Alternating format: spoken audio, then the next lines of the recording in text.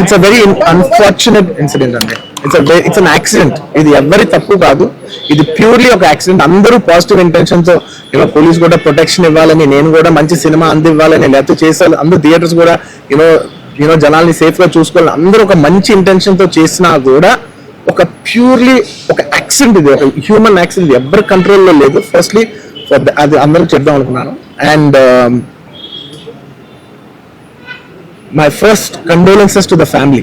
నా ఫ్యామిలీకి నిజంగా జరిగింది చాలా చాలా చాలా అన్ఫార్చునేట్.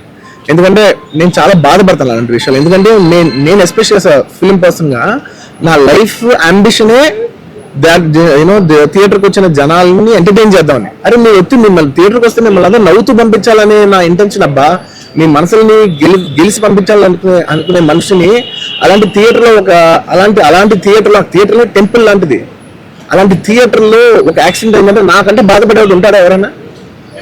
నాకు నిజంగా బాధగా ఉంది. So condolences to the family. I really wish good. I'm having a few hourly updates about what's happening with the kid. అబ్బాయి సీతేజ్కి ఎవ్రీ ఫ్యూ అవర్స్కి ఏమవుతుంది అప్డేట్లో ఉన్నాను. గుడ్ థింగ్ ఏంటంటే తను బాగున్నాడు, లైట్లు కదులుతున్నాడు, he's progressing. This good thing thus are happening. ఇన్ని మిస్హ్యాప్స్ లో అదొక్కటి ఆనందపడగలిగే విషయం. అండ్ మెయిన్ రీజన్ ఇవాళ ఈ ప్రెస్ మీట్ పెట్టడానికి మెయిన్ రీజన్ ఏంటంటే, ప్లీజ్ నేను ఎవరిని బ్లేమ్ చేయట్లేదు. Please understand, there is a lot of misinformation, there is a lot of false allegation, wrong అంటే మిస్కమ్యూనికేషన్ వల్ల కూడా చాలాసార్లు జరుగుద్ది. So I just want to tell, I don't want to blame any department or any particular political leader or the government. In fact, government we are very very happy because మాకు theatre special prices ఇచ్చారని we are actually very happy with them. So ఇది ఏ individual కి సంబంధించిన విషయం కాదు. I just want to address everybody that there's a lot of misinformation. నేను ఇలా behave చేశాను, నేను అలా అన్నాను, నేను ఇలా చేశాను అనేది రాంగ్ ఎలిగేషన్స్ పడేసరికి I'm feeling extremely, how do you say, అంతే extreme. It's humiliating and character assassination. నేను 20 ఏళ్ళుగా నేను ఎప్పుడు ఇలాంటి ఇష్యూలో 20 ఏళ్ళుగా నన్ను చూస్తున్నారు కదా, నేను ఎప్పుడైనా ఇలా చేస్తానా, ఇలా అంటానా, ఇలా మాట్లాడగలనా? అలా అన్నప్పుడు చాలా బాధ వేస్తుంది. ఎందుకంటే ఓకే అది ఫ్లోలో చెప్పచ్చులే, అది ఇట్స్ ఓకే. ఎనీవేస్ జరిగిందంతా మాత్రం చాలా, there is a lot of wrong information going on, there is a lot of misinformation, lot of false allegation, especially నా క్యారెక్టర్ అసాసినేషన్ చేసేసరికి. సో నేను సినిమా చాలా పెద్ద సక్సెస్ అయ్యి ఉండి ఆ సక్సెస్ అంతా పక్కన పడేసి మొత్తం గత 15 రోజులుగా నేను ఇక్కడే కూర్చుని అన్ని ఫంక్షన్స్, అన్ని ప్రోగ్రామ్స్, అన్ని సెలబ్రేషన్స్ అన్ని మాక్సిమం క్యాన్సిల్ చేసేసుకుని, పబ్లిక్ ఫంక్షన్స్ అన్ని పెడతా ఉన్నాయి, అన్ని క్యాన్సిల్ చేసుకుని ఒక్కడే ఇక్కడ కూర్చుని, అరే ఇలాంటి టైం ఎలా ఉండేది, నేను ఎలా ఉండాల్సిన టైం ఇలా అయిపోయింది అంటే నేను ఒక్కడే కూర్చుని 15 రోజులు ఇంట్లో ఎక్కడికి వెళ్ళబోతున్నాను, నా ఆఫీస్కి వెళ్ళబోతున్నాను. నేను సొంతగా సినిమా తీసా. ఒక తీసిన సినిమా 3 ఏళ్ళు కష్టపడి తీసిన సినిమా థియేటర్లో ఎలా ఉందో నేను చూడలేదు ఇప్పటివరకు. నేను నా సినిమా థియేటర్లో ఎలా చూడలేదు నేను. And that's my biggest education. మీరు రాబోయే సినిమాలు నేను ఎలా తీయాలి, ఇట్స్ మై లెర్నింగ్ కర్వ్. నాకు చాలా ఇంపార్టెంట్ నేను థియేటర్లో చూడటం. నేను నేర్చుకుంటా సినిమాని.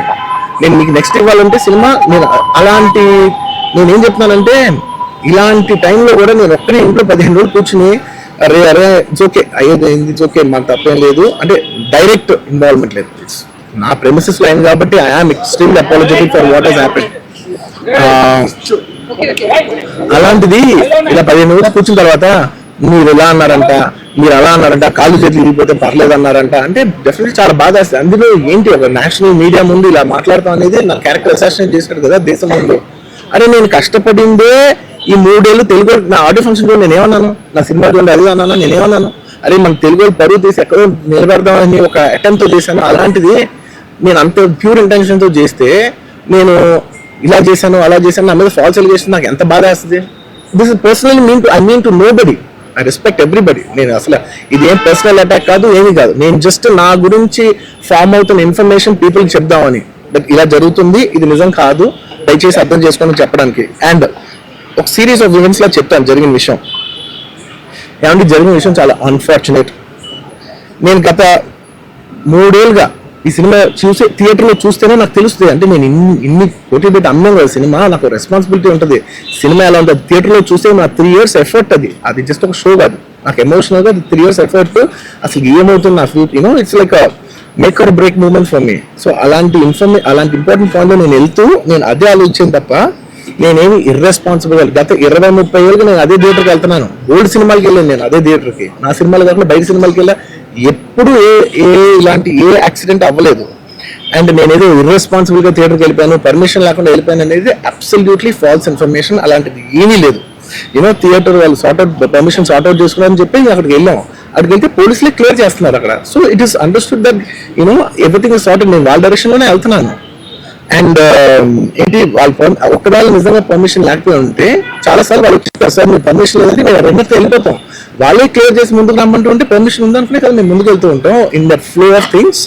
సో నేను ఆ మైండ్ స్పేస్ లోనే ఉన్నాను. అండ్ నేను చెప్పాల్సింది ఏంటంటే అసలు ఇక్కడ this a false allegation that there is a road show, ఏంటిది ప్రొసెషన్. అసలు ప్రొసెషన్ కాదు, రోడ్ షో కాదు, ఏమీ కాదు.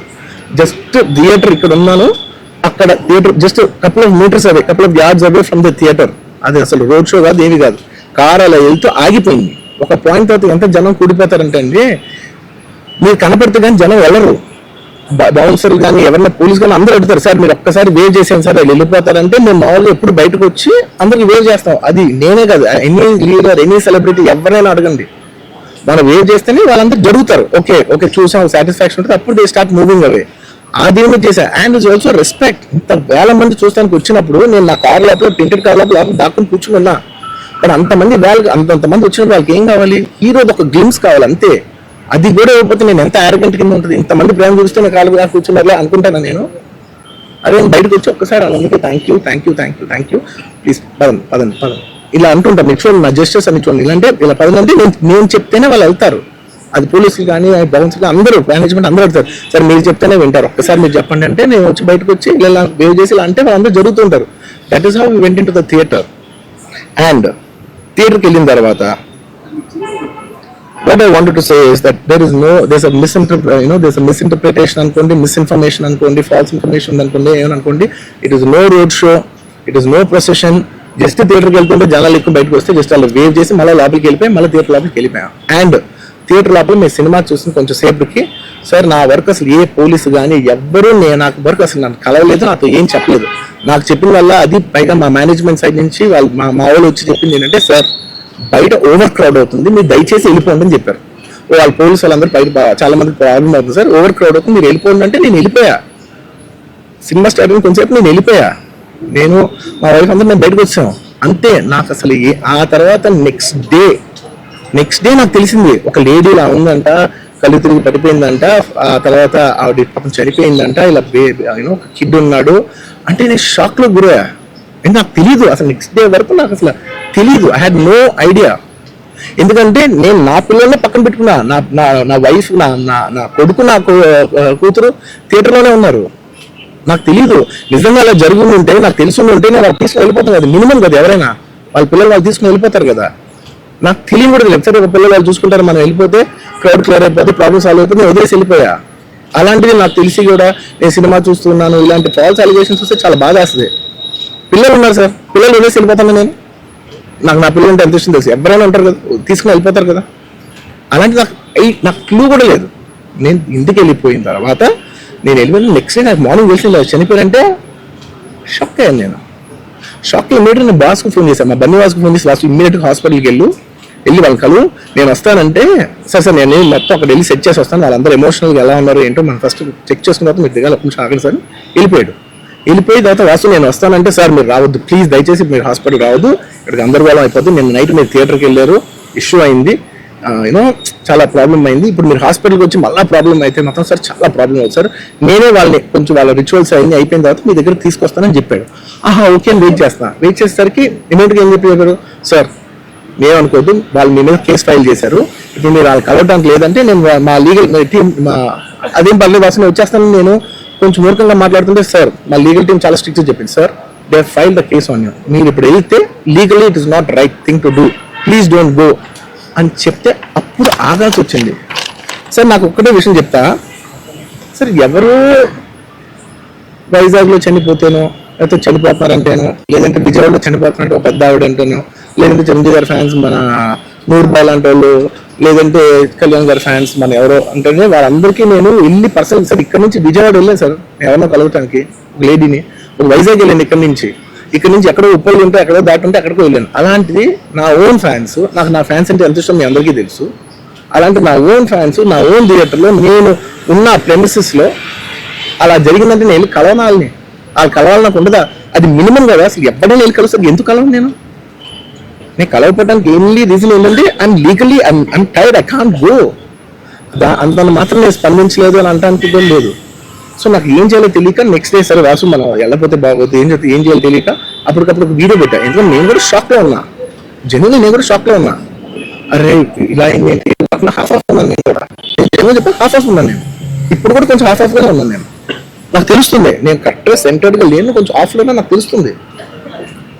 ఎనీవేస్ నెక్స్ట్ టైం ఒక వీడియో పెట్టా సరే to at least show that I'm there. It's not even about the money, it's not about the money.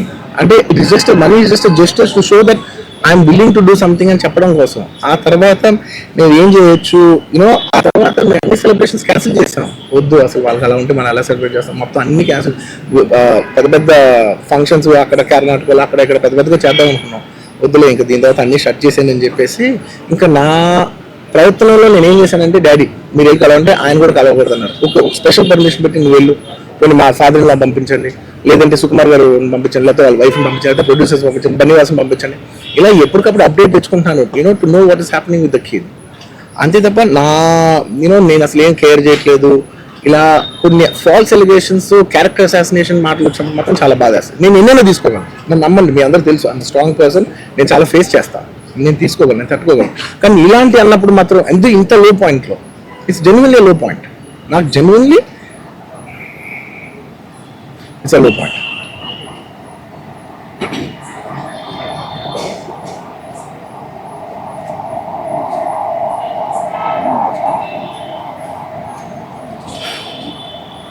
నేను సినిమాలు చేసేదే మీ థియేటర్కి వచ్చి ఎంజాయ్ చేయాలని. అలాంటి థియేటర్లు ఇంత మిస్హాప్ అయితే ఎంత బాధపడతాను నేను. Yeah sorry anyways what I wanted to say, okay ఒక నిమిషం.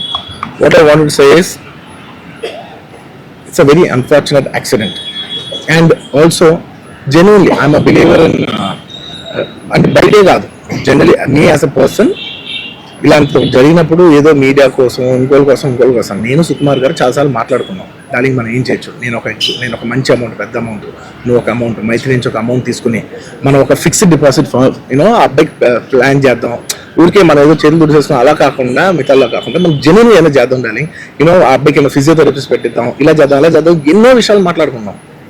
అంత మాట్లాడుకున్న తర్వాత నేను కేరింగ్గా లేను సార్, ఎలా ఉంటాను sir? I have the same age kid.